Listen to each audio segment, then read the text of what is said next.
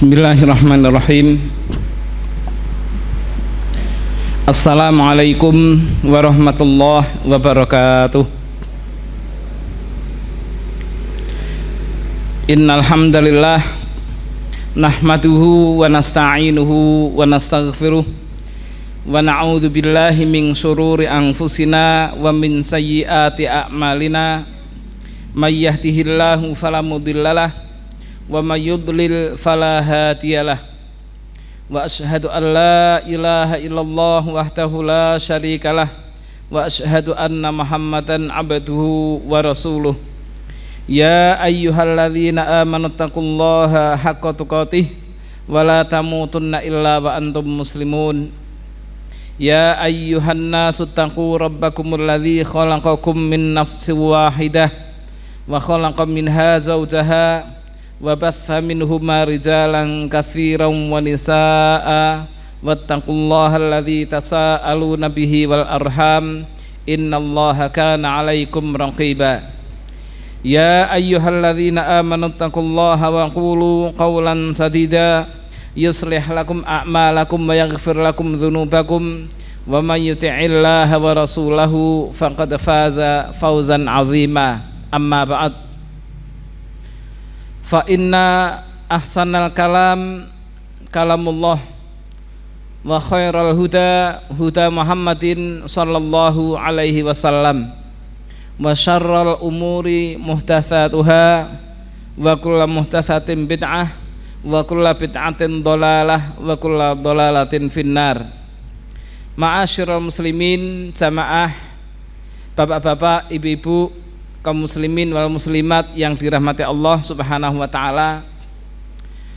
Pertama-tama mari kita mengucapkan puji syukur alhamdulillahirabbil alamin ketika Allah taala telah menolong kita, meringankan langkah kaki kita menuju majelis ini untuk menyirami pohon iman yang ada di hati ini.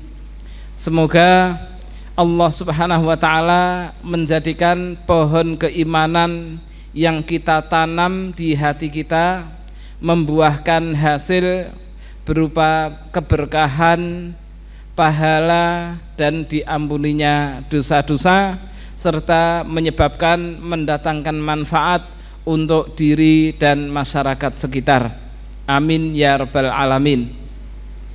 Salawat dan salam semoga dilimpahkan pada Nabi kita Muhammad sallallahu alaihi wasallam, juga para sahabat, juga para ulama dan seluruh kaum muslimin yang meniti jejak Nabi kita Muhammad sallallahu alaihi wasallam dengan baik sampai akhir zaman nanti. Amin ya rabbal alamin. Saudaraku seiman yang dirahmati Allah Subhanahu wa taala, pada kesempatan kali ini kita akan membaca tulisan yang disusun oleh Asy-Syaikh Al-Fadil Abdul Razak bin Abdul Muhsin Al-Badr hafizahullahu ta'ala, dan alhamdulillah sudah diterjemahkan, dan ini yang akan kita gunakan untuk materi kajian di siang hari ini. Mengharap pertolongan Allah Ta'ala agar kita diberikan kemudahan dalam memahami makalah ini, dan semoga Allah Ta'ala melimpahkan pahala yang berlimpah kepada Syekh Abdul Razak hafizahullah Ta'ala, juga penerjemah dan orang-orang yang menyebarkan risalah ini. Amin ya rabbal alamin. Saudaraku seiman yang dirahmati Allah Subhanahu wa ta'ala, materi ini sedikit ada hubungannya dengan yang tadi pagi kita bicarakan, yaitu menanam pohon di surga. Kalau menanam pohon di surga itu adalah seperti perkataan Nabi Ibrahim alaihissalam ketika Rasulullah SAW Isra Mi'raj, yaitu seorang hamba yang melanggengkan zikir, maka hakikatnya dia sedang menanam pohon di surga. Dan yang tadi kita bicarakan adalah menanam pohon keimanan. Di dalam surat Ibrahim atau surat ke-15 ayat 25, Allah membuat perumpamaan pohon kalimah thayyibah atau kalimat tauhid la ilaha illallah itu ibarat pohon. Kalau pohon yang ada di dunia ini yang kita saksikan itu terdiri dari akar, batang, dahan, daun dan buah. Nabi menggambarkan orang beriman seperti pohon kurma. Allah juga menggambarkan ucapan la ilaha illallah bagaikan pohon. Ketika pohon itu akarnya kuat di tanah, maka batangnya pun juga akan kuat sehingga menyebabkan dahannya semakin banyak, daunnya pun semakin rimbun, dan memungkinkan buahnya pun juga harum dan enak. Dan ini yang diinginkan oleh setiap petani yang menanam pohon, agar tetap rimbun, agar tetap kuat, agar tetap berbuah syukur-syukur kalau bisa setiap saat, maka perlu dirawat. Cara merawatnya dengan dua hal. Yang pertama dipupuk, kemudian dirempeli. Tahu dirempeli? Rempeli itu dahan-dahan yang tidak produktif itu diambil supaya tersisa hanya dahan yang produktif saja. Kemudian selain dipupuk, disiram, dirempeli, kemudian ini yang pertama. Yang kedua, dijaga dari penyakit. Misalkan ada pohon yang akan mengganggu ada di sekitar pohon yang dirawat itu, maka pohon itu disingkirkan. Bahasa kita matun, ya toh? Orang itu kalau nandur pari mesti tukul sukete. Nenek nandur suket ora tukul parine. Lagian parine tetap subur, sukete kuwi diwatun gitu. Nah, selain diwatun juga disemprot. Barangkali ada hama. Ini cara merawatnya seperti itu, ya, dengan dipupuk, disirami, lalu disemprot. Ini nanti ada di halaman ke-5, lembar ke-5.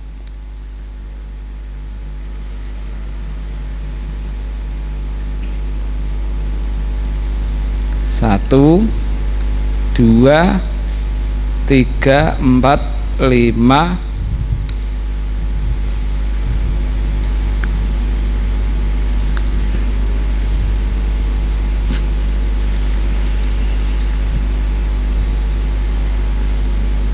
Oh, beda.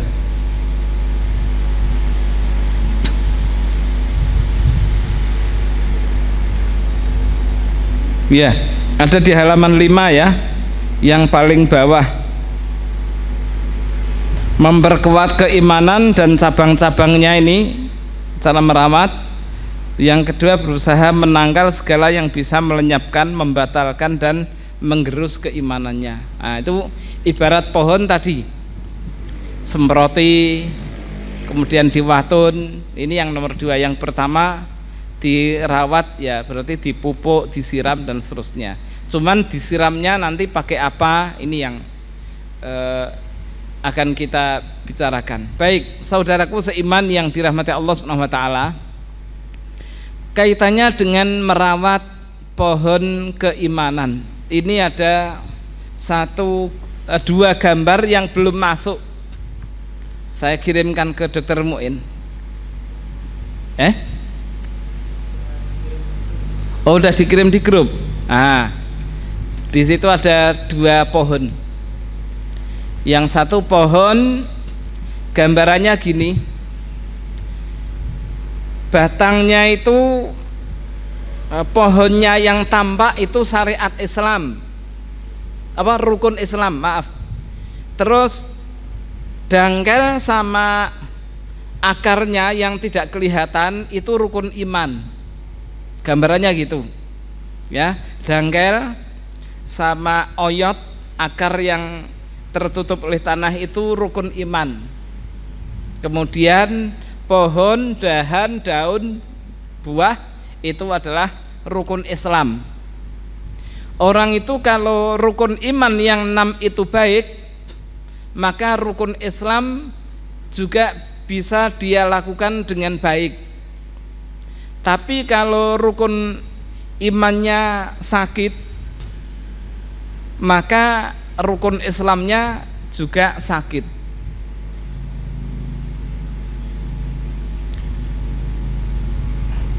Seperti ini gelas.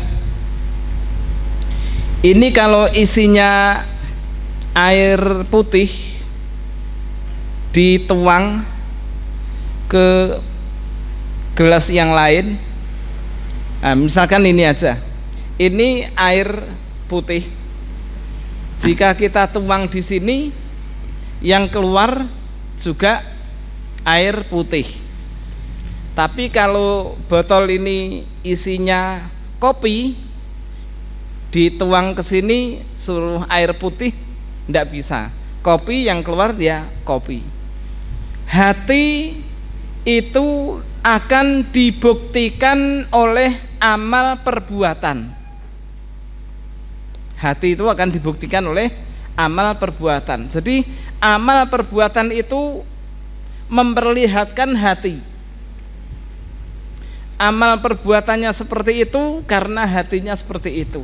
Tidak mungkin amalan perbuatannya baik, atau maaf, amalan perbuatannya buruk terus atine ra mesti, tidak bisa. Tidak bisa. Jadi kalau amal perbuatannya buruk, ya karena hatinya buruk. Amal perbuatannya baik menunjukkan hati itu baik. Nah, pohon itu rukun iman, pohon keimanan, rukun iman itu di hati. Jadi ora ketok, tidak kelihatan. Rukun iman tidak nampak, tempatnya di hati. Nah, terus rukun Islam itu syahadat pakai lisan, sholat pakai anggota badan, zakat pakai harta anggota badan, puasa anggota badan, haji harta anggota badan. Seperti itu tampak. Nah, antum akan bisa melihat jika pohon keimanan akar yang rukun imannya itu baik, sok nek Ramadan ketok nek pas sholat tarawih. Angger imame le maca rada maca wadduha, makmume gerunungan, nah ketok. Nah, kan seperti itu. Antum di masjid-masjid terminal, masjid-masjid pasar, kelihatan orang yang rukun imannya baik, sholatnya kelihatan. Ada orang yang sholat dangtung brut, dangtung brut. Nah, kayak gitu itu. Nabi SAW bersabda, innar rajula la yusalli sittina sanah walam yuqbal lahu sholatun la'allahu yutimmur ruku' wala yutimmu sujud wa yutimmu sujud wala yutimmur ruku'. Kata Rasulullah SAW, di sana ada orang sholatnya itu 60 tahun tapi satu pun babar blas tidak ada yang diterima, gara-gara bisa jadi dia menyempurnakan rukuknya tapi sujudnya tidak, atau menyempurnakan sujudnya rukuknya tidak. Nah, ketahuan dari situ. Nah, sholat bapak-bapak, ibu-ibu yang dirahmati Allah Subhanahu wa taala, menjadi ukuran bahwa Nabi SAW bersabda, awalu ma yuhasabu bihil abdu yaumal qiyamah as-shalah. Pertama kali yang dihisab pada seorang hamba besok di hari kiamat tentang sholatnya. Jika sholatnya baik, maka seluruh amalannya dianggap baik. Jika sholatnya buruk, maka dicari dulu sholat-sholat sunnahnya, karena sholat-sholat sunnah ini bisa menggenapi sholat fardu yang buruk. Makanya wajar jika dikatakan innas sholata tanha anil fahsya'i wal munkar. Sesungguhnya sholat itu bisa menghalangi pelakunya dari berbuat keji dan mungkar. Ibnu Mas'ud radhiyallahu taala anhu, beliau mengatakan bahwa innamas sholatul lati tanhaka 'anil fahsya'i wal munkar fa illam takun sholatuka tanhaka 'anil fahsya'i wal munkar fa innaka lam tusolli. Salatmu ki sing iso marai awakmu tidak berbuat keji dan mungkar. Nek sholatmu belum bisa menghalangi badanmu melakukan perbuatan keji dan mungkar, hakikatnya kamu belum sholat gitu. Nah, berarti ukuran yang pertama, tanda-tanda akarnya pohon keimanan baik, yaitu rukun iman pada seseorang baik,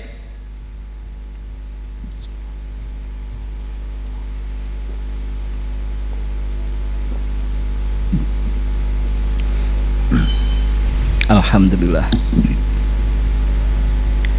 Tanda-tandanya adalah di amal perbuatannya. Nah, amal perbuatannya itu dimulai dari sholat.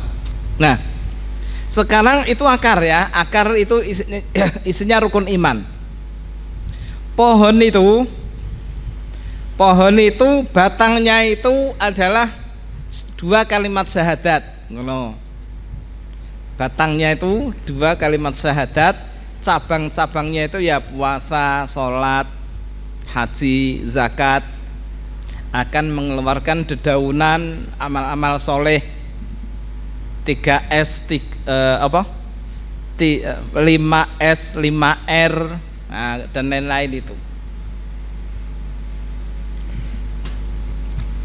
Di sini udah ya tergambar ya, pohon iman itu sama dengan pohon yang kita lihat itu. Di sini dikatakan hal penting yang wajib diperhatikan oleh seorang mukmin dalam kehidupannya di dunia ini adalah masalah keimanan. Karena keimanan itu merupakan bagian baik ya, bagian terbaik yang diperoleh jiwa dan yang diraih oleh hati. Dengannya dia bisa meraih kemuliaan di dunia dan di akhirat. Bahkan semua usaha yang dicurahkan oleh seorang hamba sangat tergantung nilai dan manfaatnya pada keimanan yang benar. Iman merupakan tujuan dan maksud terbaik dan teragung. Dengannya seorang hamba akan merasakan kehidupan yang tentram di dunia dan akhirat. Pohon itu kalau sudah bagus, dia pohonnya ya nyaman, enak, kemudian lingkungannya juga baik. Ibnu Umar radhiyallahu taala anhu pernah ditanya oleh Nabi sallallahu alaihi wasallam, Nabi dengan para sahabat. Di situ ada sahabat senior, juga ada sahabat yang kecil-kecil seperti Ibnu Umar, ini anak kecil, anaknya Khalifah Umar. Nabi SAW bersabda, kono kuwi ana wit wae saben wektu pange ngrembuyung apa lebat,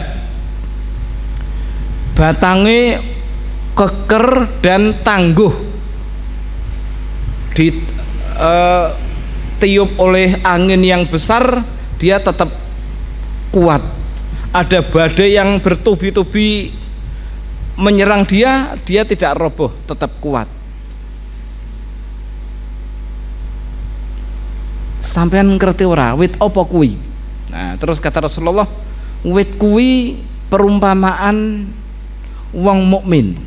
Wit apa kuwi? Nah, kata Ibnu Umar, orang-orang mengira itu adalah pohon tertentu yang ada di hutan belantara. Tapi kalau saya tahu yang dimaksud oleh Rasulullah SAW adalah pohon kurma. Tapi karena aku masih kecil, aku tidak berani, tidak dikira keminter. Di sana banyak orang-orang yang alim, aku diem aja. Terus ketika orang-orang diem aja, tidak ada yang jawab, baru Nabi SAW menyebutkan itu adalah pohon kurma. Ulama menyebutkan pohon kurma bagaikan orang yang beriman. Salah satu manfaat pohon kurma itu, sampean lempar nggo watu ngono, dekne yo mbales, yo mbalang sampean, ning nganggone apa? Kurma. Dilempar batu puk lu brul gitu, dia balas ngelempar tapi kayak pakainya kurma. Nah, wong mukmin kayak gitu itu. Wong mukmin itu disakiti senyum. Wa idza khatabahumul jahiluna qalu salama. Nek dinyek karo wong assalamualaikum, dinyek malah ngono kuwi. Orang yang beriman seperti itu, dimusuhi, dizalimi, dia malah tetap bersedekah. Dan pohon kurma itu mengeluarkan buahnya kulahinin setiap saat, menunjukkan orang yang beriman itu mendatangkan manfaat pada lingkungan, pada diri, itu tidak musiman. Kan di sana kadang-kadang ada musim sedekah, musim yatiman, musim sholat, musim maca Quran, kan gitu. Musim sholat ki yo nek apa? Wayah ujian yo. Wayah ujian kan sekolahan-sekolahan udah mujahadah ngono kae. Musiman. Terus musim sedekah angger sasi sura do yatiman. Selain itu kan rano. Musim maca Quran nek Ramadan dedarus ngono kuwi. Lah, seorang yang beriman ndak. Sedekah itu setiap saat. Maca Quran setiap saat. Salat ya setiap saat. Ketika Ramadan ada salat tarawih, di luar Ramadan itu ada salat tahajud. Walaupun setiap malam itu hanya melakukan salat witir 3 rakaat, walaupun sepekan sekali nglakoni salat tahajud kuwi ming kebagian witir tok, soalnya letangi kawanan. Nah, nyetel beker apa alarm jam 3 aku arep salat tahajud. Begitu jam 3 alarm bunyi melek jam 3 pateni sik nggowe gitu. Nah, tahu-tahu masjid yang lain wis mulai do kira do nyetel apa-apa nu buka loh dandap jam 4 ya wis masuk kamar mandi wudu salat, tapi masih lumayan dapat 3 rakaat nggih witir, rada lumayan daripada ora blas. Di sana memang ada orang angkat kayu sak bongkok rasa, ngangkat semen 40 kilo rasa mak nyeng, tapi ngangkat selimut salat subuh wah bote ra jamak, ora kuat. Gitu kan. Nah, ini pohonnya ini tumbuh dari tanah yang gersang, jadi oyote iki kriyeten dimakani binatang, akhirnya ya tumbuhnya ya seperti yang di share ini, ketika akarnya ndak ada ya pohonnya otomatis kering kan gitu. Baik,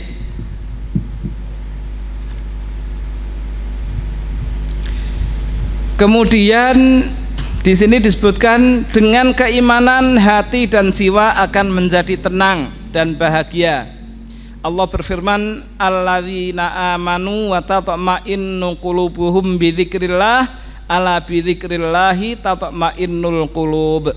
Orang-orang yang beriman dan hati mereka tenang dengan berzikir kepada Allah Ta'ala, dengan mengingat Allah. Ingatlah bahwa dengan mengingat Allah itu hati menjadi tentram. Hati itu kalau sudah tentram, dia tidak akan rakus. Hati itu kalau sudah tentram, maka dia tidak akan mudah tersinggung. Hati ini kalau sudah tentram, maka dia lebih banyak husnudzon daripada suudzon. Hati ini kalau sudah tentram, dia akan lebih mudah memaafkan daripada dendam. Hati ini kalau sudah tentram, dia pembawaannya akan tenang dan tidak terburu-buru, tidak mudah marah, tidak mencela sana sini. Nabi SAW mengatakan, al-mu'minul qawiyyu ahabbu ilallah khairun wa ahabbu ilallah minal mu'minid dhaif. Orang mukmin yang imannya kuat, nah yang kuat itu bukan badannya tapi imannya. Orang beriman yang imannya kuat itu lebih baik dan lebih dicintai oleh Allah Ta'ala daripada orang mukmin yang imannya lemah. Wa fi kullin khairun, namun masing-masing kuat maupun lemah kalau beriman ya punya kebaikan. Ihris alama yang fauka wala ta'jaz. Kamu berusaha untuk melakukan sesuatu yang bermanfaat, jangan lemah. Wasta'in billah, dan minta tolong kepada Allah Ta'ala. Wa in asabahu syai'un la yuriduhu fala taqul law anni fa'altu kadza lakana kadza wa kadza. Jika dia mendapati sesuatu yang tidak diinginkan, jangan mengatakan, wah kalau saya tadi gini ya gini ya, mau tiwasno pemora liwat kono semora kowe cara kasir kaya ngene ya. Walakin qulu qaddarallahu wa ma syaa fa'al. Tapi sampean nek petuk sesuatu yang tidak sesuai dengan keinginanmu, bilang gini, qaddarallahu wa ma syaa fa'al. Oh yes, memang Allah Ta'ala wis ngersaki kaya ngene wis piye meneh ta awake dhewe mung sak derma.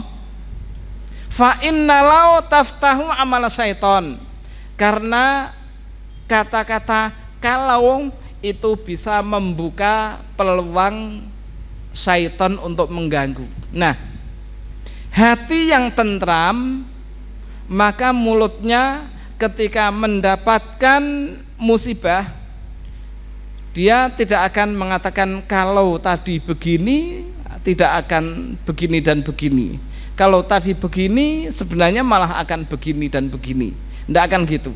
Tapi dia akan mengatakan qadarullah wa ma syaa fa'al, nyaman, enak. Nah gitu. Sehingga orang yang hatinya tentram itu ketika dia mendapatkan musibah, ya dia tidak akan marah, tapi dia akan bersabar lalu mengucapkan inna lillah wa inna ilaihi raji'un.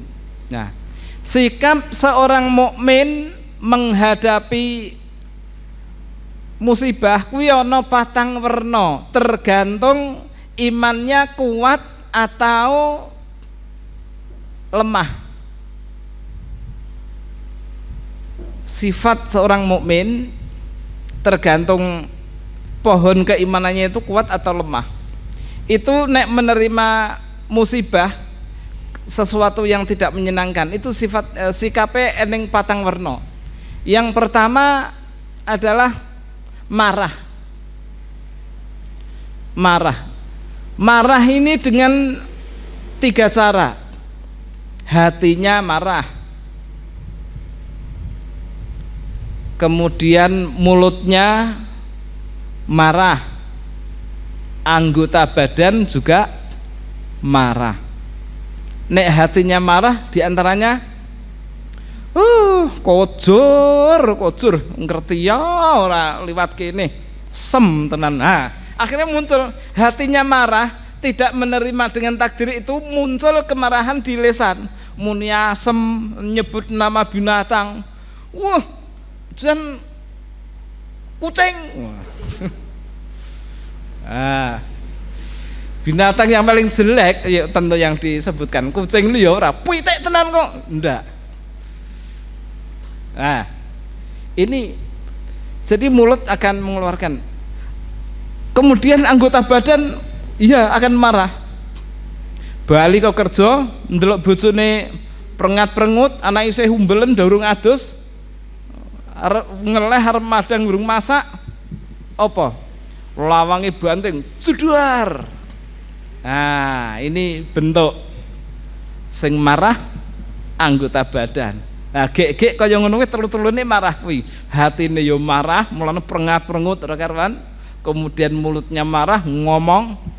Nanu pegatan we, yo, woy sing wedoke nantang-nantang kaya ngono kuwi. Nah, rumangsa sak omah paling ayu dhewe. Wong yo nyate isine ming pakne karo anake loro yo lanang kabeh kan gitu. Nah, iki kira-kira mukmin sing imane kuat apa lemah sing kena musibah dia marah. Kemudian yang kedua, sifat seorang mukmin menerima musibah itu ada yang derajat kedua sabar. Sabar alias dia menahan diri dari menggerutu, juga dari melakukan perbuatan-perbuatan yang tidak diridhoi, tapi hatinya gelo, hatinya ada rasa menyesal.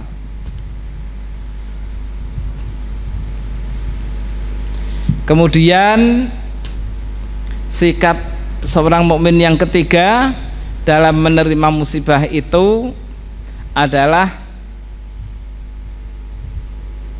ridho. Nah, ridho itu tingkatannya tadi paling bawah adalah marah, tingkatan paling di atasnya sabar, tingkatan yang atasnya lagi ridho. Ridho ketika aku nikah bertahun-tahun 20 tahun jebli bojo kurung di anak, padahal aku ikhtiar ki saben bengi kok ya ora dadi-dadi. Ya wis sing sabar, mungkin Allah ngersake duwe anak, mungkin koyake ya dia ridho. Dia ridho, dia tidak mendukun ke sana kemari, berobat ke sana kemari, ndak. Yes, itu kok ridho kapanane. Ternyata nikah 21 tahun bojone meteng. Wah, wis engko nek lanang tak jenengke Suprihadi, engko nek wadon tak jenengke Suprihatin. Nah, karena prihatin. Nah, gitu. Jadi dia ridho menerima takdir. Dia menanam pohon ternyata tidak berbuah, ya bersabar, nandur neh gitu. Dia mau menuju ke suatu tempat tapi tidak jadi ke tempat yang dituju, malah ke tempat yang lainnya. Dia ridho. Mungkin Allah Ta'ala mentakdirkan seperti ini karena lihikmatin, adanya hikmah. Bisa jadi aku pengen sesuatu ning menurut Allah nggo aku rapi, bisa jadi aku rasa seneng sesuatu ning menurut Allah kuwi luwih apik bagiku. Nah, tadi ridho dia. Nah, kemudian yang keempat, tingkatan yang paling tinggi seorang mukmin diuji oleh Allah Ta'ala, dia bersyukur. Dia bersyukur. Piye kok bersyukur? Karena musibah itu selalu mendatangkan pahala dan menghapuskan dosa. Alhamdulillah, aku entuk musibah ora sah maca istighfar, wis dia ngapura dosane gitu. Ora sah kangelan ketekesan ngamal apa-apa, bersabar ngampet ngene iki Allah Ta'ala memberikan pahala yang besar. Nah, yang bisa melakukan ini ketika dia memiliki ilmu agama tentang keutamaan orang yang mendapatkan musibah. Makanya Nabi SAW ketika beliau gerah, ketika beliau sakit, ditengok oleh sahabat, kaifahaluka ya Rasulullah, apa kabar wahai Rasulullah? Alhamdulillah ala kulli hal, segala puji bagi Allah Ta'ala pada setiap keadaan. Jadi tetap mengucapkan alhamdulillah. Nah, kalau kita sakit di rumah sakit wong do tilik, piye kabare? Alhamdulillah ala kulli hal. Dadi aja tilik piye kabare, kene iki nyambut gawe urung-urung selara, utange kae ra jamak, kene iki jane arep nyar utang, jane ngono arep tak kaji barang, arep sedekah malah ora iso-iso, nandur ra tuku awake lara kabeh. Jan piye nek kaya ngene iki? Ngomong seperti apa ngrampungi masalah? Ya ndak. Piye lek kabare? Alhamdulillah ala kulli hal. Penak sing ngrungokke. Karena wong sing ndelok wong lara ki ngerti kowe iki lara rekoso. Kowe ora kandhane aku lara ne, aku wis ngerti mulane aku rene iki mergo kowe iki lara, Kang. Wis ngerti lara ditili kok aku ki lara. Nah, ini ya ini ukuran keimanan seseorang. Baik. Di sini ada perkataan man amila sholihan min dzakarin aw untha wa huwa mu'minun falanuhyiyannahu hayatan thayyibah wa lanajziyannahum ajrahum bi ahsani ma kanu ya'malun. Barang siapa melakukan amal soleh dari kalangan laki maupun wanita, syaratnya dia itu beriman, oh saya kasih penghidupan yang baik dan nanti akan saya kasih balasan pahalanya dengan yang lebih baik dari apa yang dia lakukan. Di sini tidak disebutkan, tapi saya tambahkan bahwa hayatan thayyibah, penghidupan yang baik yang didapat oleh orang yang melakukan amal soleh karena dia punya pohon iman di dalam hati, artinya wa huwa mu'minun, itu dia mendapatkan hayatan thayyibah, kehidupan yang baik. Kata Syekh Nasir As-Sa'di, kehidupan yang baik, nah di sini disebutkan apa? Kami berikan padanya kehidupan yang baik. Apa kehidupan yang baik? Lapang dada dan hatinya tentram. Loro kuwi. Sing diunekke kehidupan yang baik itu lapang dada dan hatinya tentram. Di sana sini orang hidup di dunia, kowe pengen apa? Pengen bahagia. Nah, perlu diketahui bahagia itu tempatnya di mana.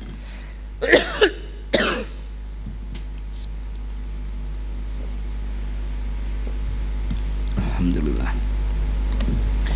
Kalau bahagia itu di jasad alias yang bisa dilihat, maka sing jenenge omahe gede, gedhong magrong-magrong, dompete kandel, mobile alus, anake pirang-pirang, koncone pirang-pirang, bojone arep muni apa kowe? Papat.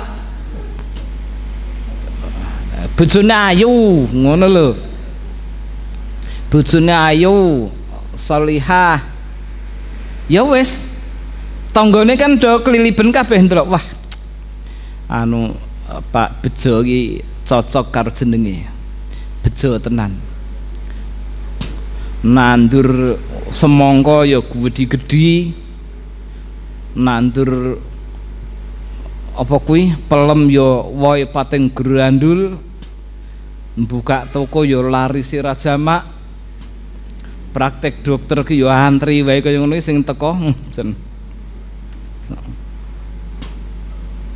Padahal wong do berobat rono ki ya ora ming matur nuwun, ya ana liyane bareng. Wah, penak ya urip kaya ngono kuwi, kan gitu. Nek ada di zahir kebahagiaan ya seperti itu. Tapi ternyata banyak orang yang memiliki mobilnya alus, apik, kempling ning plate abang. Ya toh? Gajine 15 juta, dompete kuandel ning saben tanggal 6 tamune pirang-pirang. Do nagih. Soale bojone bar kredit kulkas, kredit Magic Jar, kredit vas bunga, sing suamine kredit manuk, anake kredit motor, mbae kredit kotak mati. Ora ana ya. Dadi kredit permangsamu bahagia ya ora. Nah, gitu kan. Enggak. Ternyata kebahagiaan itu tempatnya di dalam hati. Apa itu? Lapang dada. Lapang dada, kemudian hatinya tentram. Baik. Kemudian orang yang hatinya tentram, dia akan bisa mengambil pelajaran dari setiap makhluk yang ada ini. Dia ketika piknik, dia ketika keluar dari rumah malam hari melihat langit yang bintangnya gemerlapan, dia ketika melihat di luar rumah, Masya Allah, pemandangannya sangat menyenangkan, dia akan mengatakan Rabbana ma khalaqta hadza batila subhanaka faqina adzabannar. Wahai Rabb kami, ternyata Engkau menciptakan ini semua tidak sia-sia, semuanya ada fungsinya. Maha suci Engkau wahai Allah, maka peliharalah aku dari siksaan api neraka. Baik, keimanan juga bisa tumbuh dan bertambah dengan sebab kesungguh-sungguhan dan keseriusan seseorang dalam mentaati Allah Azza wa Jalla. Imam Bukhari mengatakan al-imanu qaulun wa amalun yazidu wa yanqusu, yazidu bit ta'ah wa yanqusu bil maksiyah. Iman itu perkataan dan perbuatan, bisa bertambah, bisa berkurang. Bertambah dengan ketaatan, berkurang dengan kemaksiatan.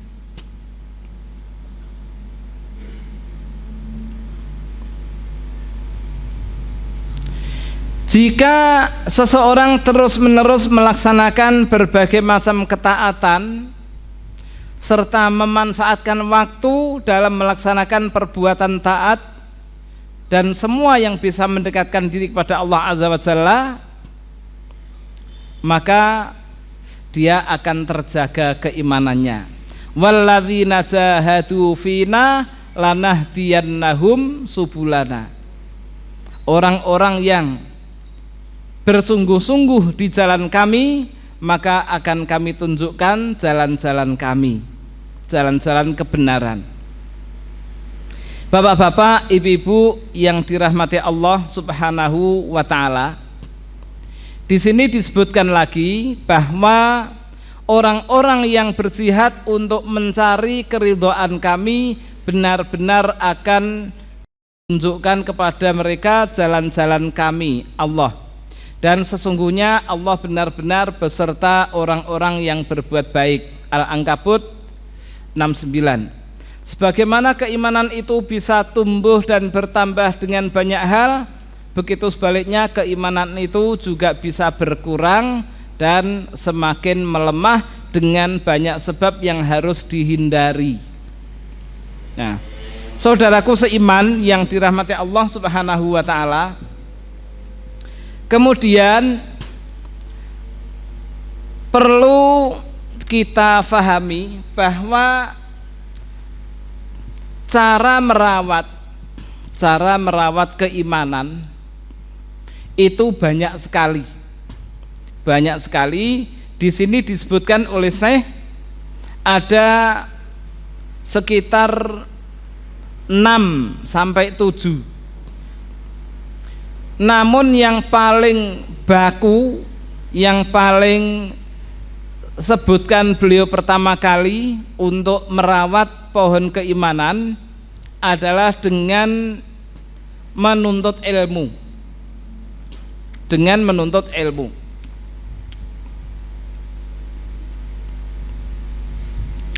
Di sini ada contoh di halaman berapa ini? Halaman 4. Setelah dikatakan walakinnallaha habbaba ilaikumul imana wa zayyanahu fi qulubikum wa karraha ilaikumul kufra wal fusuqa wal isyan ulaika humur rasyidun. Tetapi Allah menjadikan kamu cinta kepada keimanan dan menjadikan keimanan itu indah di dalam hatimu, serta menjadikan kamu benci kepada kekafiran, kefasikan dan kedurhakaan. Mereka itulah orang-orang yang mengikuti jalan yang lurus. Nah, yang mengikuti jalan yang lurus akan diperlakukan oleh Allah Ta'ala seperti itu. Maka sebaiknya seorang hamba senantiasa menasihati dirinya sendiri agar terus-menerus menjaga sesuatu yang paling berharga dan berbekal terbaik yang dia miliki saat menjumpai Allah Azza wa Jalla, yaitu keimanannya. Saat para salaful ummah, pendahulu umat ini dan generasi terbaik, mereka telah benar-benar menyadari keagungan iman dan tingkat kebutuhan manusia terhadap keimanan, maka perhatian mereka terhadap keimanan itu luar biasa dan lebih dikedepankan daripada perhatian mereka terhadap segala sesuatu. Jadi perhatian pada keimanan lebih didahulukan daripada perhatian pada fisiknya, karena kebutuhan manusia terhadap keimanan itu lebih mendesak dibandingkan kebutuhan kita terhadap makanan, minuman, dan udara. Para salafus soleh selalu menjaga keimanan mereka, memperhatikan amal perbuatan mereka, dan mereka saling menasehati dengannya, dengan keimanan. Suatu ketika Umar bin Khattab radhiyallahu anhu pernah mengatakan kepada para sahabat beliau, marilah kita menambah keimanan kita.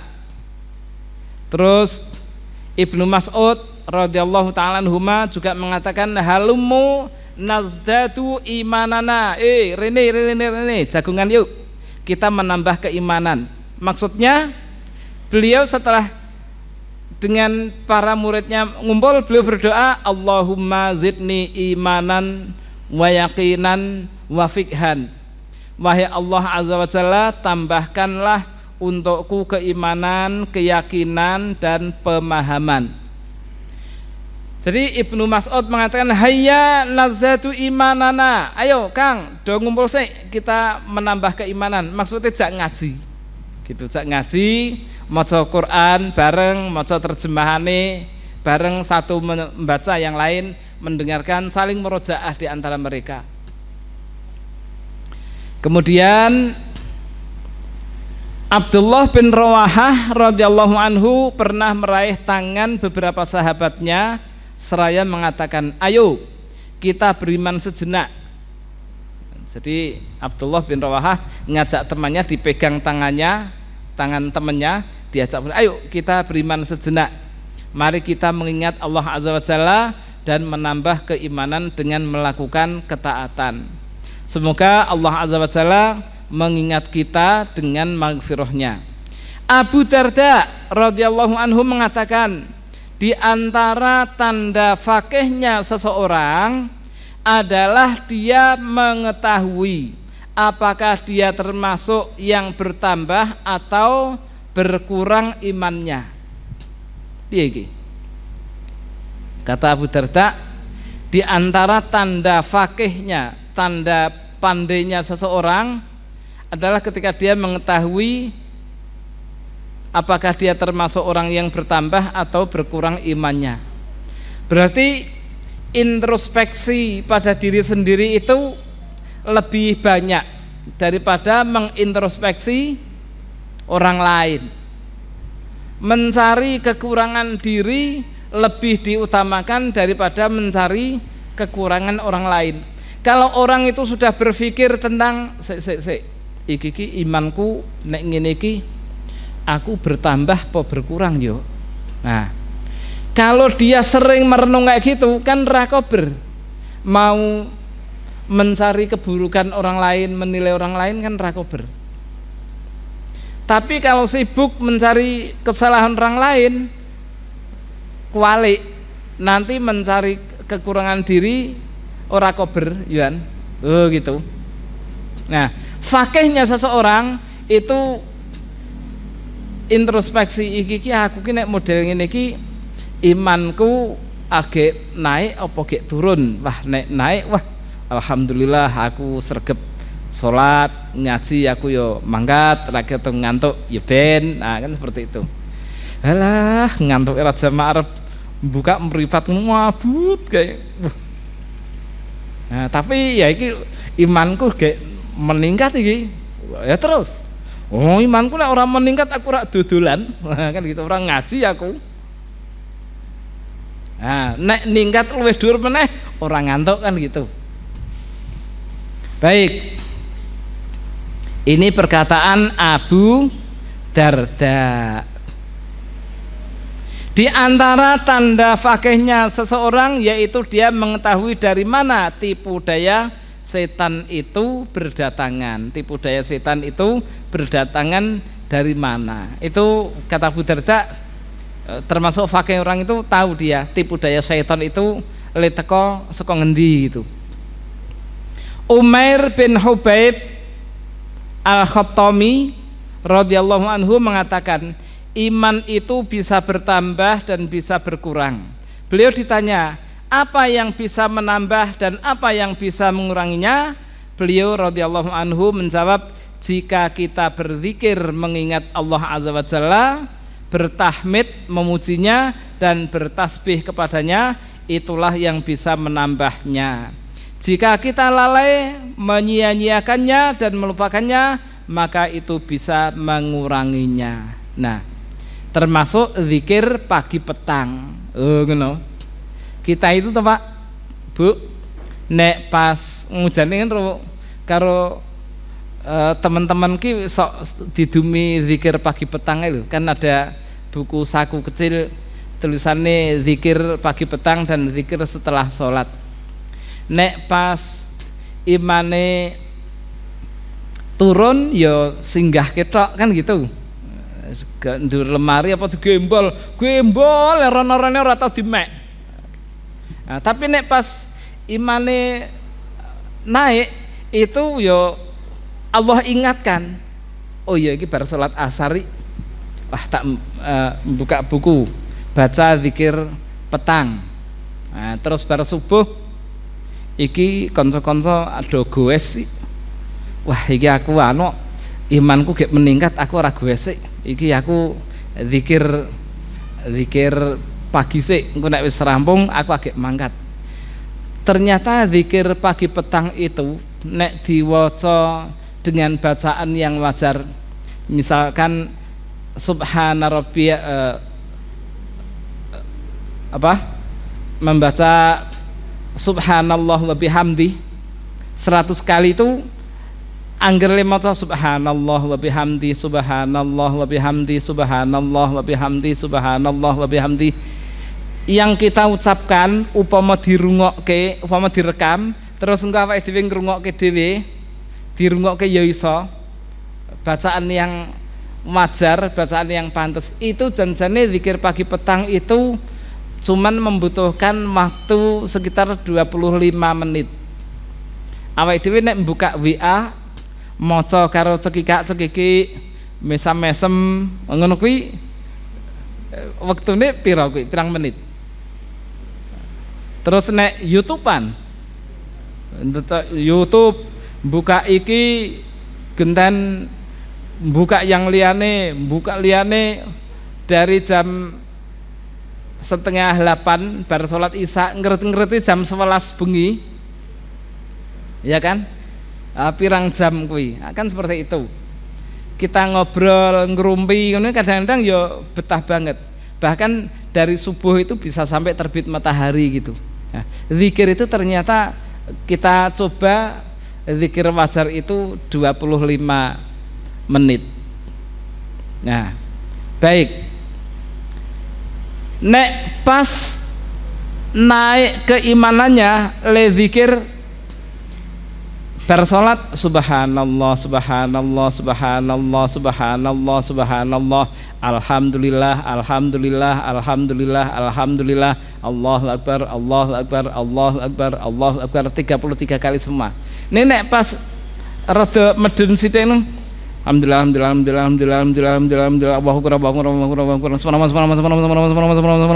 subhanallah direkam lebar kuwi rungokno dhewe. Kira-kira patut apa ora, terus berpikir kira-kira Allah piye yo nek saya memuji Allah Ta'ala dengan kaya mau kae. Nah, seperti itu coba merenung sehingga ini akan memperbaiki cara kita berzikir. Nah, begitu pula cara kita sholat. Makanya bapak-bapak ibu-ibu yang dirahmati Allah Subhanahu wa taala, Nabi sallallahu alaihi wasallam ketika didatangi malaikat Jibril, itu Jibril tanya pada Nabi, akhbirni anil iman. Nabi menyebutkan rukun iman. Qala sadaqta akhbirni anil Islam. Kamu benar, sekarang tolong saya kabari tentang Islam. Nabi menjawab dengan rukun Islam. Akhbirni anil ihsan. Kabarkan padaku tentang ihsan. Nah, ihsan itu ada dua perkara. Ada dua tingkatan ihsan itu.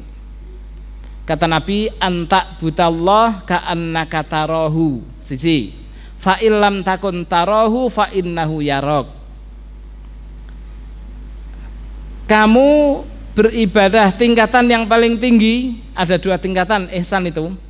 Tingkatan yang tinggi, kamu beribadah kepada Allah seakan-akan kamu melihat Allah.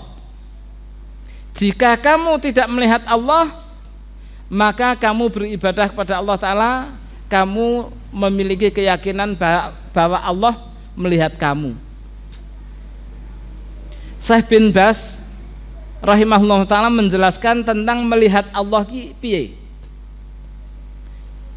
Beliau menjawab, melihat Allah seakan-akan melihat Allah itu menunjukkan dene ora weruh Allah.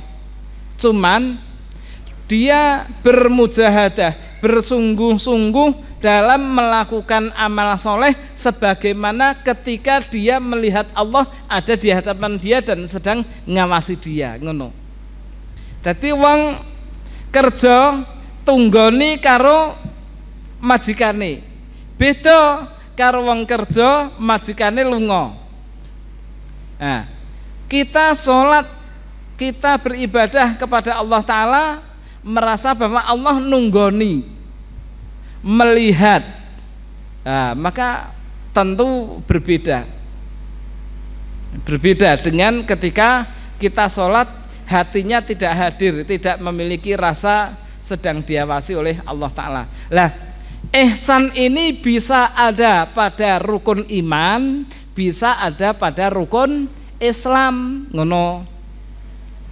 Nek rukun iman kok sampai derajat ihsan, berarti ketika orang itu beriman kepada Allah, dia merasa seakan-akan dia melihat Allah dengan mata batin, dengan mata hati, dengan ainul yakin. Ainul yakin, ada hakul yakin. Dengan hakul yakin, jadi keyakinan yang benar-benar kuat seperti itu. Nah, tentu ini akan menjadikan akar pohon itu benar-benar kuat, yang nanti munculnya buah-buahannya, daunnya, dahannya semuanya akan bagus. Ihsan. Nah, ihsan dalam rukun iman seperti itu. Nah, ihsan dalam rukun Islam juga gitu. Dia akan senantiasa merasa pada pengawasan Allah Ta'ala di saat sendirian maupun di saat bareng-bareng. Dia merasa diawasi oleh Allah Ta'ala di saat sholat maupun di luar sholat. Dia merasa bersama Allah ketika di kantor, dia merasa bersama Allah ketika di rumah, dia merasa bersama Allah ketika di jalan, dia merasa bersama Allah ketika pegang HP. Iya toh? Jeneng mungkin siapa Mas? Iya.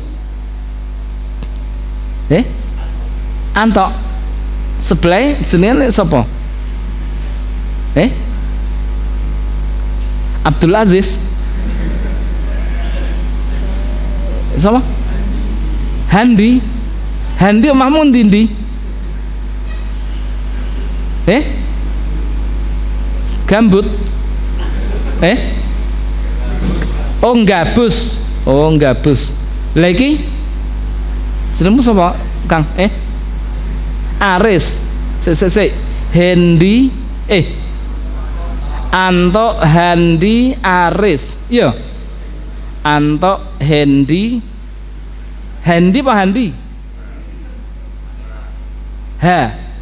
Handi. Anto, Handi, Aris, terus Teguh. Omahmu ndi Teguh? Tayu.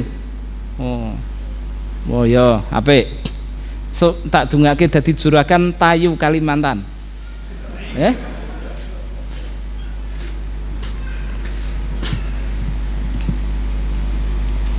Nah, baik saudaraku seiman yang dirahmati Allah Subhanahu wa taala. Ini tadi disebutkan menjaga keimanan yang bagus itu diantaranya atau merawat pohon keimanan itu dengan apa? Tholabul ilmi. Kita pengen mengetahui perkataan ulama salaf tentang pentingnya menuntut ilmu. Pentingnya menuntut ilmu. Mereka mengatakan Dalil-dalil dari Al-Quran dan hadis tentang keutamaan ilmu itu banyak sekali, hampir-hampir tidak bisa dihitung. Kenapa seperti itu? Karena ukuran tegaknya dunia, tegaknya negeri, stabilitas nasional, dan kondisi baik pada pribadi maupun masyarakat semua tergantung pada ilmu. Maka ilmu adalah sesuatu yang paling berharga yang dicari oleh orang-orang yang mencari, sesuatu yang paling diharapkan oleh orang-orang yang cari pengharapan, dan sesuatu yang paling utama bagi orang-orang yang memiliki keutamaan. Dengan tersebarnya ilmu, orang yang menang akan menang, orang yang beruntung akan beruntung, orang bahagia akan mendapatkan kebahagiaan. Orang yang pengen selamat dunia dan akhirat mendapatkan keselamatan dunia dan akhirat. Ada hadis Abu Umamah dari Nabi SAW, beliau bersabda, man ghoda ilal masjid la yuridu illa ayyata'allama khairan aw yu'allimahu kana lahu ka ajri hajin taman hajatuhu. Barang siapa berangkat ke masjid tidak ada maksud lain kecuali untuk belajar kebaikan atau mengajarkannya, maka itu bagi dia bagaikan dia mendapatkan pahala sebagaimana orang yang haji sempurna mendapatkan pahala. Dari Abu Hurairah radhiyallahu anhu, Nabi SAW bersabda, man jaa masjidi hadza, barang siapa datang ke masjidku ini, lam ya'tihi illa li khairin yata'allamuhu, dia datang ke situ tidak ada tujuan lain kecuali karena mempelajari ilmu, mempelajari kebaikan, au yu'allimahu atau mengajarkan kebaikan, fahuwa bimangzilatil mujahidina fi sabilillah, maka dia menempati posisi orang yang berjihad fi sabilillah. Sing ora kaya ngono, fahuwa bimangzilatir rajuli yang dzuru ila mata'i ghairihi, dia bagaikan orang yang sedang melihat kesenangan yang dialami oleh temannya. Orang yang berangkat ke masjid tujuannya bukan untuk belajar kebaikan atau mengajarkan kebaikan, maka dia seperti orang yang melihat temannya sedang menikmati kebahagiaan, ndelok tok. Kemudian Nabi SAW dawuh, sayatikum aqwamun yatlubunal ilma fa idza ra'aitumuhum faqulu lahum marhaban biwasiyati Rasulillah waftuhum wa aftuhum. Akan datang pada kalian nanti orang-orang yang menuntut ilmu. Jika kalian jumpa mereka, katakan pada mereka selamat datang dengan wasiat Rasulullah SAW dan ajarilah mereka. Jadi kita ini Pak Bu, kalau hadir di majelis ilmu itu ternyata dibagi Kanjeng Nabi. Ngerti sampean Mas Teguh? Dibagi apa? Dibagi ora dibagikan lho ya. Apa? Disambut marhaban. Nah gitu, selamat datang. Nah gitu. Piye? Sampeyan nek entuk undangan pertemuan tokoh sekabupaten sing diundang Mas Anto, Terus begitu Mas Anto teko, Pak Bupati ini ngarep, "Sugeng Mas Anto, piye rasane atimu?" Angger wong kok dikandani, "Wah, aku mau dibagike karo Pak Bupati." Dan seterusnya. Akan senang sekali. Lah ini orang menuntut ilmu itu nek duwe rasa bahwa dia itu sedang disapa, dibageke, disambut oleh Rasulullah sallallahu alaihi wasallam, maka dia akan senang, arep dibaleni neh. Wah, nek aku sesuk ngaji neh. Nah, dia semangat untuk mengadakan majelis ilmu ra kitung sing teko loro, ini ora apa-apa. Karena majelis ilmu tidak ditentukan sing dibageke Rasulullah kuwi nek sing jamaah 7, 10, 12, 30 ndak. Majelis ilmu sampean wong loro tok dibageke oleh Rasulullah sallallahu alaihi wasallam. Wis wong loro usate ngociwis muridé siji ngantuk kabeh. Baik. Abu Darda radhiyallahu taala anhu mengatakan, aku mendengar Rasulullah sallallahu alaihi wasallam bersabda, "Man salaka tariqan yaltamisu fihi ilman, sahhalallahu lahu tariqan ilal jannah. Wa innal malaikata la tad'u ajnihataha li talibil ilmi ridon bima yasna. Wa innal alima la yastaghfiru lahu man fis samawati wa man fil ardi hatta hitanu fil ma. Wa fadlul alimi alal abidi ka fadlil qamari ala sairil kawakibi. Wa innal ulama awarasatul anbiya. Innal anbiya alam yurithu dinaron wala dirhaman. Innama warathu al ilma faman akhadhahu akhadha bihadzin wafirin." Barang siapa menempuh suatu jalan, di jalan itu dia menuntut ilmu, maka Allah mudahkan bagi dia jalan menuju surga. Jalan menuju surga. Apa jalan menuju surga? Amal soleh toh? Amal soleh itu diantaranya ya jabat tangan, amal soleh, menyebarkan salam, amal soleh, senyum, amal soleh, sodakoh, amal soleh, kenalan, amal soleh. Kenalan ning ya podo-podo kakung ro kakung, putri karo putri. Jarine Ustadz Ahmad kayak kenalan ki amal soleh. Dadi ukti gimana kabarnya, aku mau kenalan, namamu siapa? Pengki ya. Oh, kalau nama saya Gudek. Ya ora kaya ngono jenenge.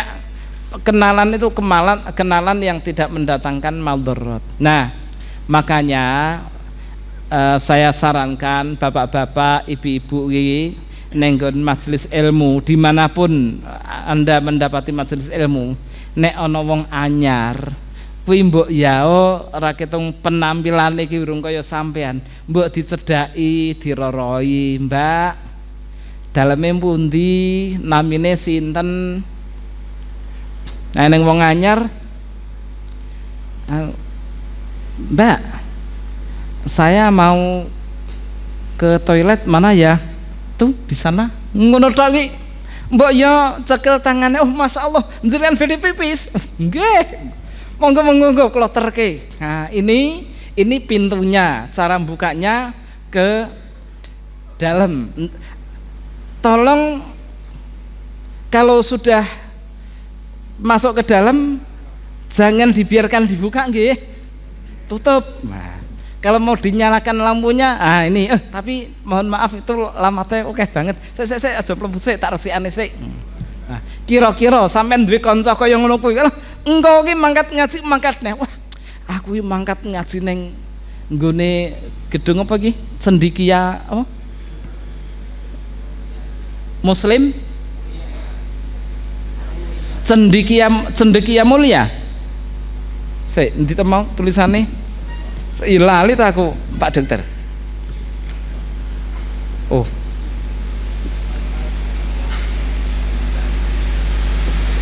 Sekolah Tafid Cendekia Mulia. Oh, STCM wis ngono. Wah, aku kita Mas mau ki karo Yujirah ki jak ngaji nang gone STCM Tayu ngene Pak Dokter Muin kae. Wah, masyaallah. Jamaah ibu-ibu ki wonge gapyak-gapyak, ramah-ramah. Aku ki dibagekke terus ana wong nggawa minuman ki serak ketong minumane ya botol air mineral cilik ngono ki aku ya ditawani. Aku yo ngerti, aku yo ora gelem ning wah masyaallah ramae.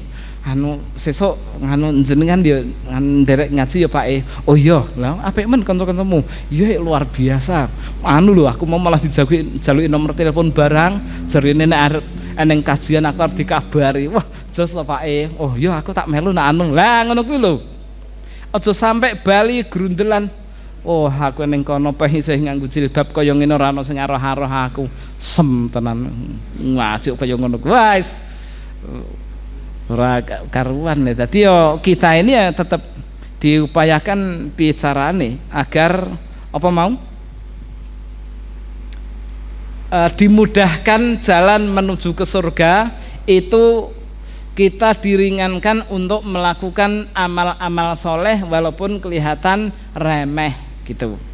Terus sakliyane ya orang yang jalan di sebuah jalan dia menuntut ilmu Allah mudahkan bagi dia jalan menuju surga wa innal malaikata la tadau ajnihataha malaikat ki pirang-pirang dia meletakkan sayap-sayapnya ngene Pak ceritane ya li talibil ilmi to ya dia meletakkan sayapnya terhadap penuntut ilmu ridhon bima yasna karena dia ridho dengan apa yang mereka perbuat ceritane ngene.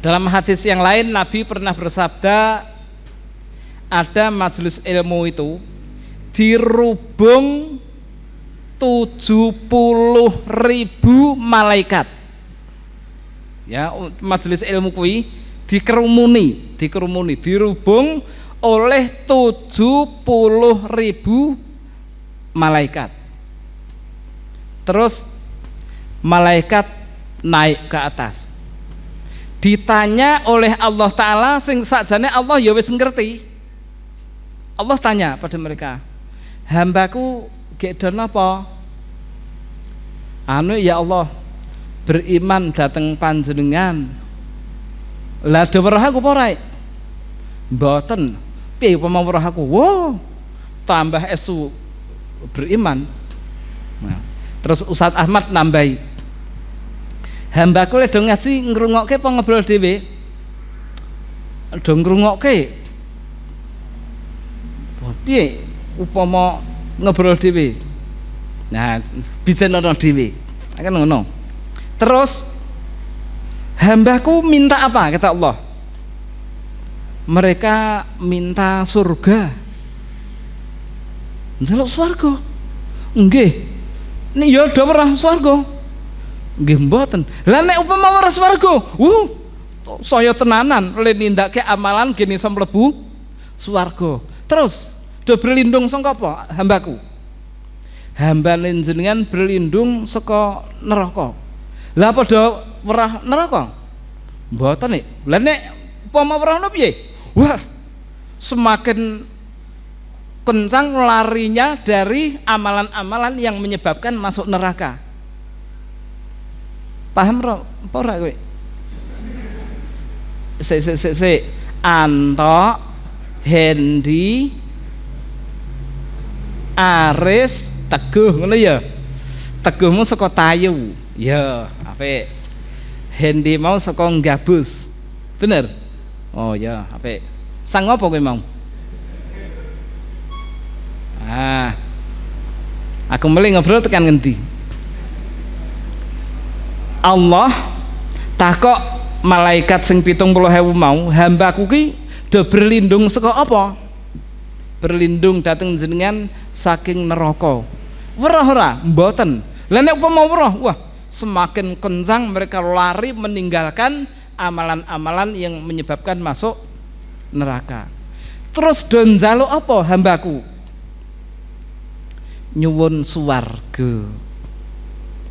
Nek pernah mboten. Nek pernah, wah, semakin semangat dalam melaksanakan amalan yang menyebabkan masuk surga. Ya, apa sing dikarepke hambaku tak turuti, ya, tak turuti. Oh, ngono. Piye rasane upama dikenokke sampean krungu dhewe Allah dawuh ngono sampean krungu, piye rasane? Luar biasa ya ora. Tapi yang saiki ya urung krungu. Ya besok di hari kiamat. Di hari kiamat insyaallah orang-orang yang beriman akan mendengar firman Allah secara langsung, tidak hanya mendengar firman Allah secara langsung, ning weruh secara langsung. Itu orang-orang yang beriman. Nah, semoga Allah Ta'ala memberi kita rezeki untuk bisa melihat wajah Allah Ta'ala secara hakiki. Amin ya rabbal alamin. Terus malaikat mau, wa innal alima la yastaghfiru lahu man fis samawati wa man fil ardi. Orang alim itu, Pak, seluruh makhluk yang di langit dan yang di bumi itu beristighfar kepada Allah untuk orang itu. Orang itu orang apa? Orang alim.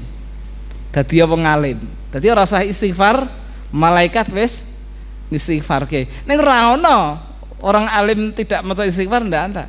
Nabi SAW orang yang paling alim di antara orang alim. Dosane sing wis kliwat di ngapura, sing arep teka di ngapura. Pilihannya Allah kon mendakwai umat manusia terbaik. Terus Aisyah takok Rasulullah, jenengan niku kok ngoyo-yo men ketekesan salat ngantek sukune jenengan diabah ngoten. Jenengan pun karo nyata-nyata di ngapura dosane rek. Kata Rasulullah, laporain to aku dadi wong sing bersyukur. Nah, jadi orang mungkin orang alim itu mengesampingkan istighfar itu ndak mungkin. Mesti banyak membaca istighfar. Lamun kaya ngono, para malaikat juga memohonkan ampun kepada Allah untuk orang alim. Mulane duwe anak pondokno, gen dadi wong alim. Nek ora duwe anak yen jenengan sing mondok rubujumu. Ah, gitu kan. Mondok Ustaz, saya mondok di PMI, Perumahan Mertua Indah. Tapi Ustadz, saya itu belajar bahasa Arab 7 tahun, dari awal sampai sekarang masih nol putul semua, baca kitab usul salasah urung muni. Ya sing sabar, ngaji meneh. Sampai kapan? Sampai mati. Nah, jadi menuntut ilmu itu sampai mati, ndak ada akhirnya. Alah Ustadz, kula pun mboten patut tua sebulan beli lali. Tua itu tidak menghalangi menuntut ilmu. Karena siapa? Al-Fudail bin Iyad rahimahullahu taala. Beliau itu asline ki itu jambret sok ngrebuti tase wong deliwat ngono kita. Nah, suatu saat beliau diberi pertolongan oleh Allah Ta'ala menjadi orang yang tobat. Setelah tobat, beliau belajar ilmu agama. Umurnya udah 60 tahun.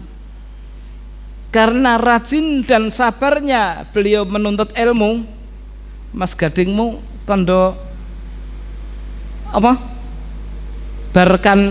Sebarkan.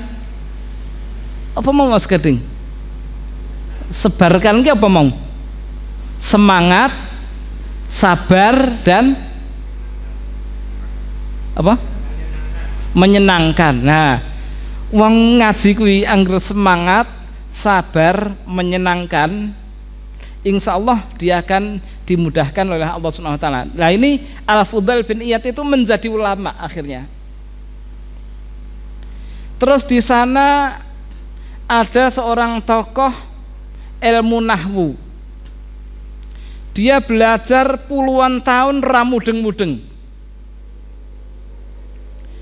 Beliau akhirnya putus asa, jengkel, akhirnya bali. Belajar iso bali weh. Perjalanan dia dari pondok ke kampungnya itu capek ning dalan, terus istirahat di bawah pohon, melihat ada semut nggondol makanan sing makanan kuwi luwih gede ketimbang awake semut. Kan ngono, semut biasanya kan gitu, membawa barang yang dengan badannya semut itu lebih besar, digondol, bawa naik pohon, jatuh, terus semut medun meneh. Mbah kuwi semut asli apa semut daden-daden ra ngerti. Paham maksudnya semut daden-daden? Memang Allah Ta'ala ciptakan semut melakukan kayak sandiwara apa kayak supaya melakukan kegiatan gen didelok karo wong iki mau, terus medun jikuk meneh, terus diambil gondol bawa naik, jatuh lagi, dia turun, diambil lagi naik semakin tinggi, jatuh lagi, turun. Medun jenenge semut ra ya ora ning akal-akal semut anjlok kan reneng. Semut kan ya tetap merambat gitu. Nah, ambil naik sampai akhirnya ke lubangnya. Akhirnya beliau merenung, iya ya Allah, semut wis sabar kaya ngono kok aku. Balik. Wah, akhirnya dia menyerang setan yang membuat dia putus asa, lalu dia kembali ke majelis ilmu. Subhanallah. Begitu duduk sekali, dua kali, tiga kali, Allah bukakan ilmu pada dia, dan selama ini yang dipelajari bleng bleng bleng bleng bleng bleng bleng bleng bleng bleng bleng bleng masuk semua, jadi ulama. Itu sudah tua. Ternyata memang seperti Syekhul Islam Ibnu Taimiyah rahimahullah taala, itu beliau nek mempelajari ilmu kok ra mudeng-mudeng, beliau berdoa, Allahumma mufahhima Sulaiman fahimni, ya Allah zat yang memberikan pemahaman kepada Nabi Sulaiman, tolong pahamkan aku. Akhirnya diulangi lagi, dibaca lagi, faham, alhamdulillah gitu. Jadi memang kita sebarkan tadi dari Mas Gading, semangat, sabar dan menyenangkan. Sing marak menyenangkan apa janji-janji yang disampaikan oleh Nabi Sallallahu Alaihi Wasallam seperti ini loh. Terus orang alim itu dimintakan ampun tidak hanya malaikat, tetapi juga seluruh makhluk yang antara langit dan bumi. Hatta hitanu filma, sampai ikan yang ada di lautan. Ikan yang lautan ki rak yo werna-werna to, ana paus, ana greh petek, ana teri, ana rebon. Tahu rebon?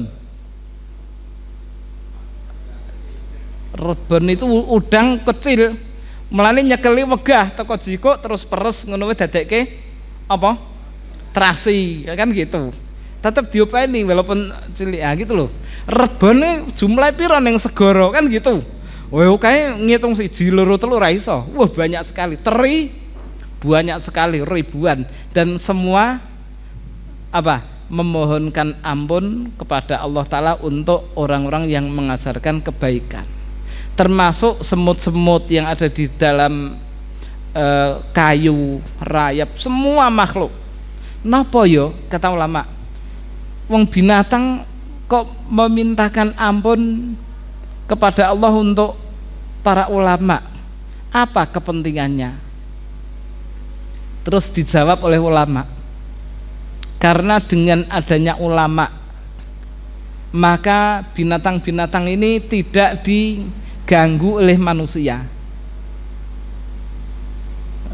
Pernahkah kita melihat orang yang ngindrin sungai, disebari indrin apa obat, akhirnya ikan semua mati, yang besar kecil semua mati, terus nyetrum, nah, malah ndanu kesetrum dewi.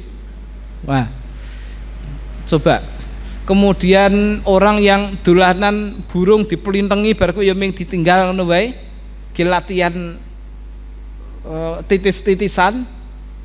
Kemudian orang yang menzalimi tikus memang kon mateni, tapi wa idza qataltum fa ahsinul qitlah, nek sampean mateni binatang pateni sing apik, ora mbok dondomi anuse terus buntute tok kain minyak disumet culke mlayu, terus eneng cenggere diperitili kukune.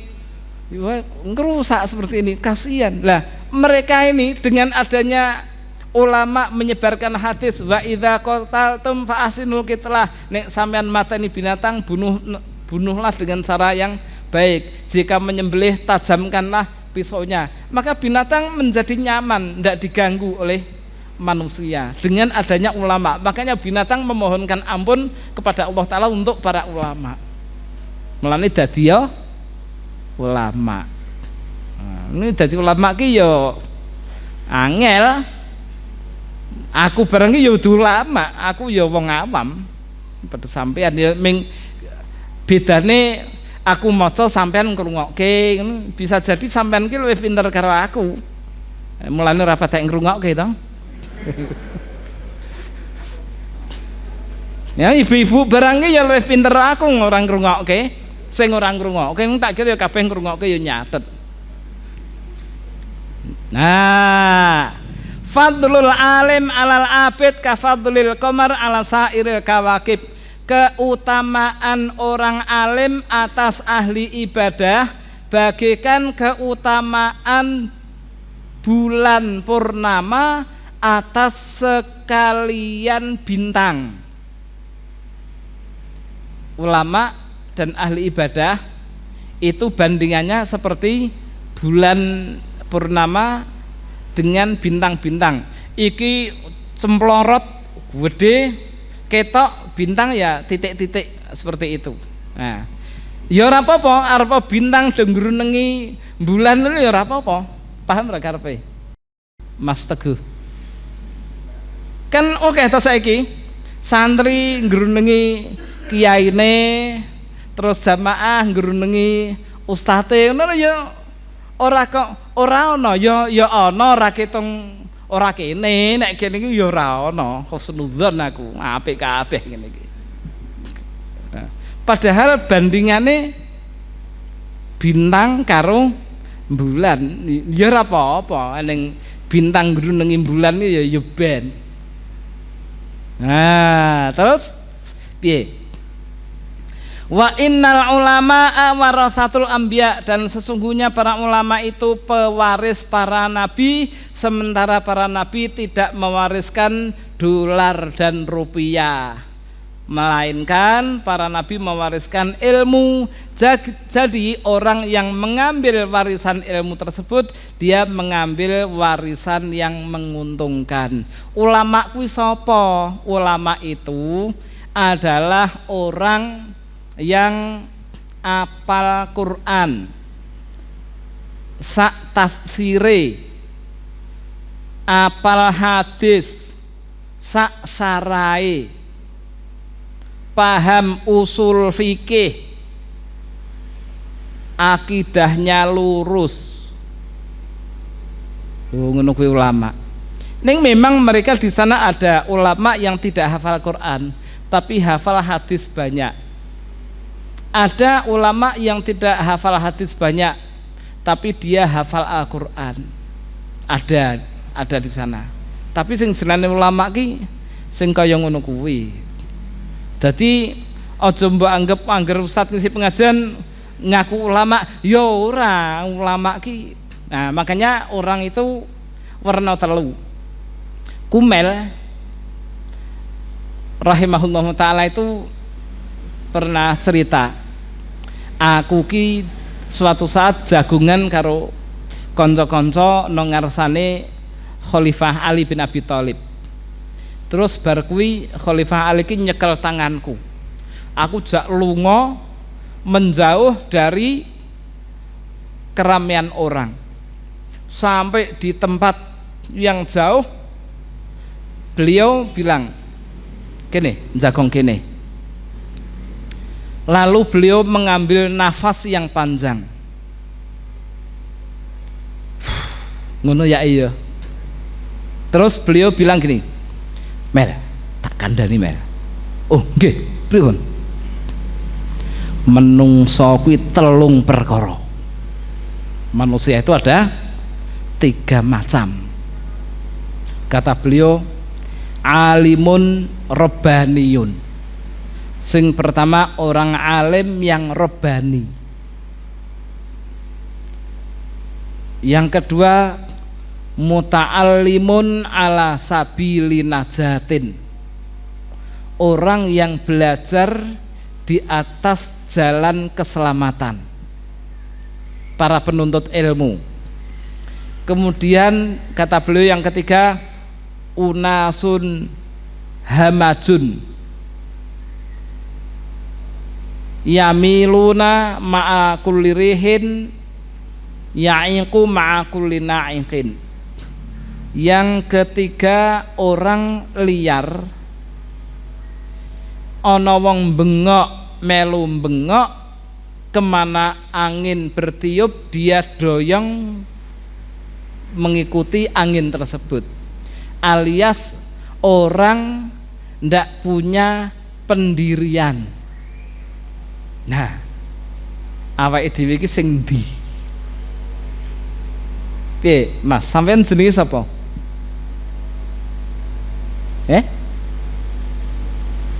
Tak krungu aku. Njenengan sing pojok iya. Sapa Masku? Pak Pardimin. Markimin.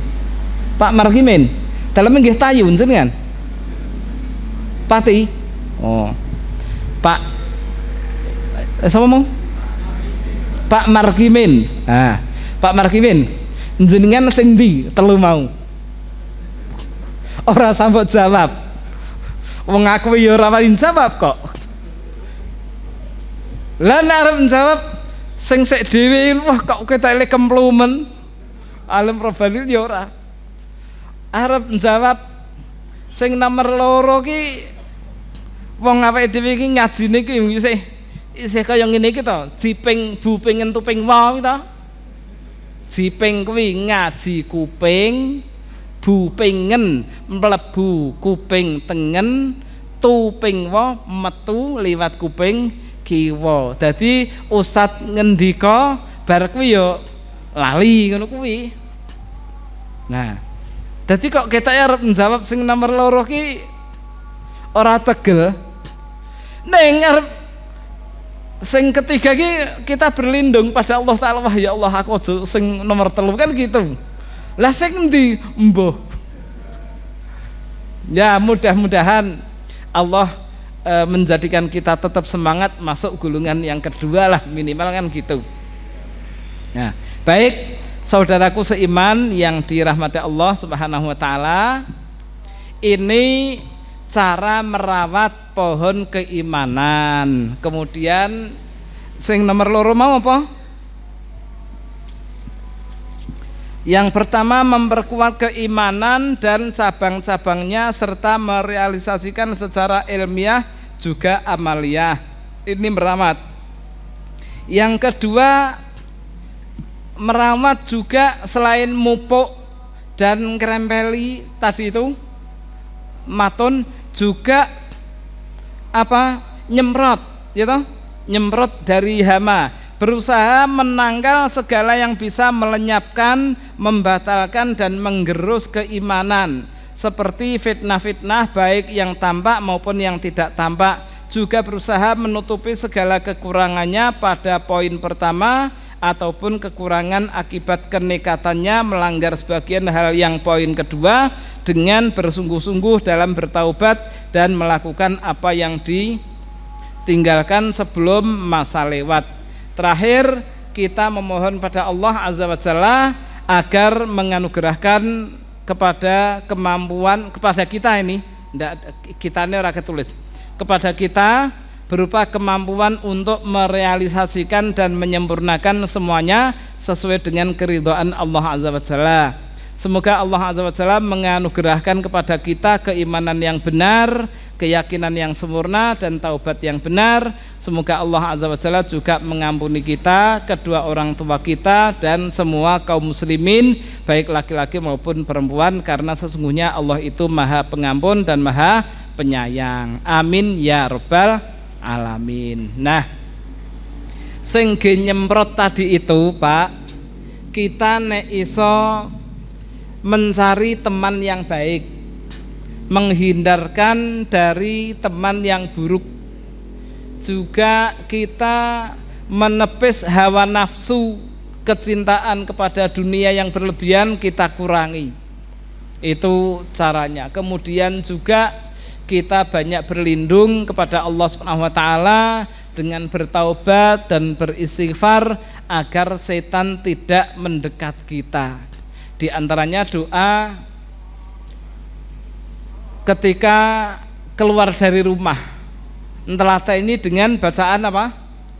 Bismillahirrahmanirrahim, wala haula wala quwata illa billah. Kenapa seperti itu? Setan mengatakan, jika ada orang membaca doa ini, setan bilang, piye sampean arep mengganggu wong sing wis dicukupi keamanan dari Allah taala, ra iso kowe. Nah gitu. Jadi setan udah putus asa. Nah, selain kita menghindar dari lingkungan yang kurang baik, teman-teman yang kurang baik, kita juga terus memupuk keimanan ini dengan melakukan banyak amal-amal soleh yang selama ini kita ketahui di dalam majelis-majelis ilmu yang kita dikabarkan oleh para ustadz, para kiai, para ulama, mereka menunjukkannya. Semoga Allah Ta'ala mengampuni dosa-dosa kita dan membuat kita hamba yang tetap semangat dalam menuntut ilmu dan beribadah sampai akhir hayat. Amin ya rabbal alamin. Sallallahu ala Muhammadin wa ala alihi wa sahbihi wa baraka wasallam. Walhamdulillahirabbil alamin. Subhanakallahumma wa bihamdika asyhadu an la ilaha illa anta astaghfiruka wa atubu ilaik. Wassalamualaikum warahmatullahi wabarakatuh.